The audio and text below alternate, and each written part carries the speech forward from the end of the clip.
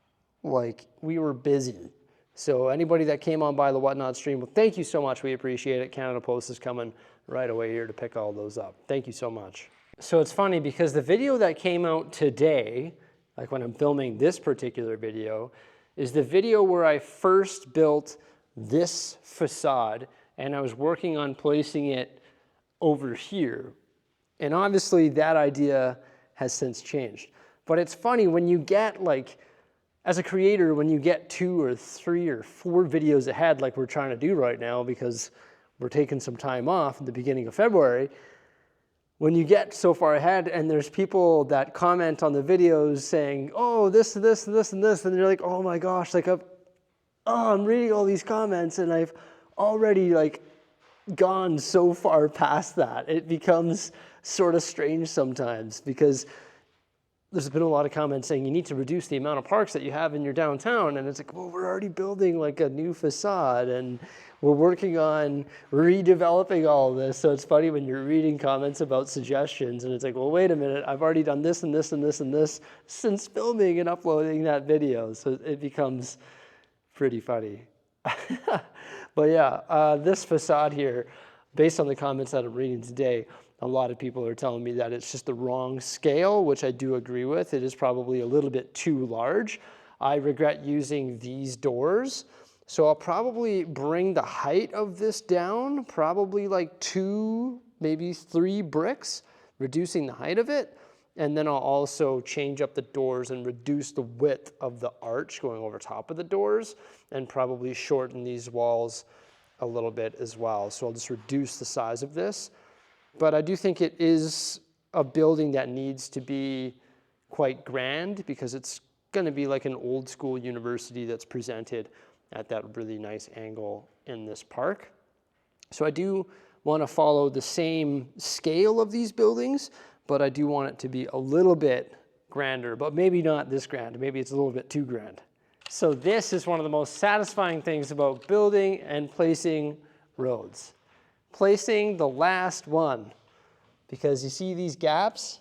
Well, those gaps are about to get eliminated and all the buildings within the road grid are about to be squared off when I place these tiles. Now all the buildings are floating within the grid of road and everything is nice and square for this entire block.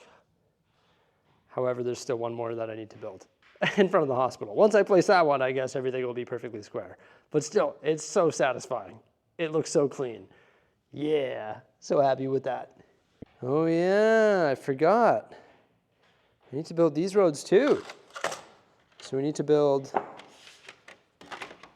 2 more straights.